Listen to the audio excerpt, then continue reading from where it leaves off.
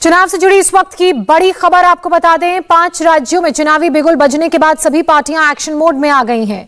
BJP Uttar Pradesh में पहले और दूसरे चरण के चुनाव के लिए अपने उम्मीदवारों का नाम जल्द से जल्द फाइनल करने में लगी है।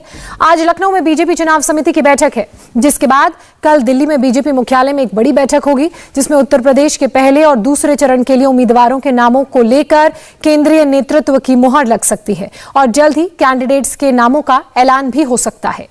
बीजेपी चुनाव समिति बैठक की अगर बात की जाए तो ये बैठक कल होगी दिल्ली में। इससे पहले आज लखनऊ में एक महत्वपूर्ण बैठक होने वाली है। मेरे सहयोगी और हमारे पॉलिटिकल एडिटर देवेंद्र पराशर इस वक्त हमारे साथ लाइव जुड़ चुके हैं। देवेंद्र, अब तारीखों के ऐलान के साथ ही एक्शन मोड में सारी पार्टियां आ गई हैं और आज जो खबर आई है कि लखनऊ में जो बैठक होगी उसमें कौन कौन चुनाव लड़ेगा, प्रत्याशियों के नामों का ऐलान भी होगा। नहीं, लखनऊ में नामों का ऐलान नहीं होगा, बल्कि लखनऊ की जो बड़ी सूची होगी उस बड़ी सूची को, जो कि प्रदेश के प्रभारी, प्रदेश के अध्यक्ष और संगठन महामंत्री पूरे प्रदेश में घूम के जो एक बड़ी सूची उन्होंने इकट्ठा की है, उस बड़ी सूची को लखनऊ के बैठक में आज पहले शॉर्टलिस्ट किया जाएगा। उसके बाद कल दिल्ली में बीजेपी के मुख्यालय में दूसरी बैठक होगी कि उस शॉर्टलिस्ट लिस्ट को और छोटा किया जाएगा, इसको स्क्रीनिंग कहते हैं। और उसके बाद ऐसी स्थिति रहेगी, कुछ सीटों पर सिर्फ एक ही कैंडिडेट होगा, किस सीटों पर 2 या 3 हो सकते हैं अधिकतम। मतलब कि जो ज़्यादा नाम हैं उनकी छटनी करते हुए और पहले आज लखनऊ में बैठक होगी, उसके बाद कल दिल्ली में बैठक होगी और परसों केंद्रीय चुनाव समिति की बैठक दिल्ली में हो सकती है बीजेपी के मुख्यालय में, जिसमें प्रधानमंत्री नरेंद्र मोदी भी मौजूद रह सकते हैं। उस बैठक के बाद नामों पे मुहर लगेगी और उन नामों का ऐलान किया जाएगा। तो ये कुल मिलाकर एक प्रोसेस है कि कैसे आपके पास जब बहुत ज़्यादा कैंडिडेट हों, हर सीट पे बहुत ज़्यादा दावेदार हो, बीजेपी के नेता, कितने सारे एप्लीकेशन आए हों, तो उनकी स्क्रीनिंग कैसे की जाए, उनकी छटनी करते हुए कैसे एक शॉर्टलिस्ट लिस्ट लेकर और प्रधानमंत्री नरेंद्र मोदी की अगुवाई वाली केंद्रीय चुनाव समिति की बैठक में जाया जाए। आप अंदाजा लगाएं कि अगर केंद्रीय चुनाव समिति की बैठक में एक नाम पर 10-10, 15-15 नाम रहे तो फिर कितना मुश्किल होगा। तो उस लिहाज से ये बीजेपी की एक छटनी की प्रक्रिया है, जो कि पिछले कई चुनाव में हमने देखा है कि इसी प्रोसेस पे वो काम करते हैं। परसों दिल्ली में केंद्रीय चुनाव समिति की बैठक हो सकती है। कल जो दिल्ली में बैठक होगी उसमें लखनऊ वाली सूची को और छोटा किया जाएगा पार्टी के राष्ट्रीय नेताओं के साथ बैठकर। बिल्कुल, और उसके बाद जल्द ही नामों का ऐलान भी होगा।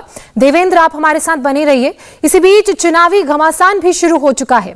राहुल गांधी ने एक ट्वीट पर घमासान उनके ट्वीट पर छिड़ गया है। राहुल गांधी ने आज ट्वीट किया, नफरत को हराने का सही मौका है। इस पर संबित पात्रा ने जवाब दिया, जो हिंदू और हिंदुत्व से नफरत करते हैं उनका हारना तय है।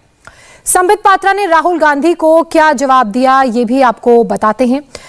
वही होने वाला है, जो हिंदू और हिंदुत्व से घोर नफरत करते हैं उनका हारना तय है।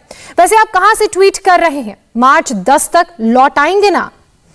तो देवेंद्र पराशर लगातार हमारे साथ बने हुए हैं। देवेंद्र, एक तरफ बीजेपी की बात की जाए तो नामों को लेकर चर्चा होगी, वहीं दूसरी तरफ राहुल गांधी और संबित पात्रा में अब ये ट्विटर वॉर छिड़ गया है।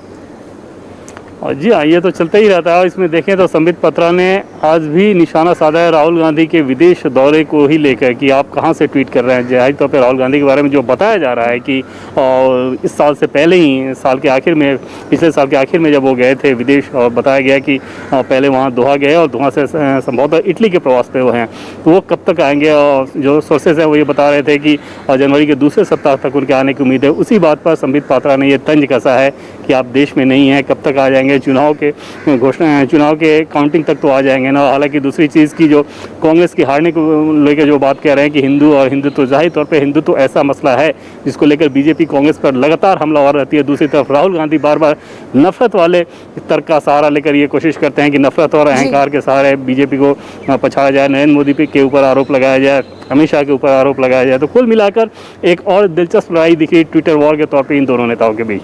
बिल्कुल, बहुत शुक्रिया देवेंद्र आपका तमाम जानकारी के लिए, इस पूरे एनालिसिस के लिए। इंडिया टीवी हर वक्त हर जगह डाउनलोड करने के लिए सर्च करें India TV news Google play store या ऐप स्टोर पर।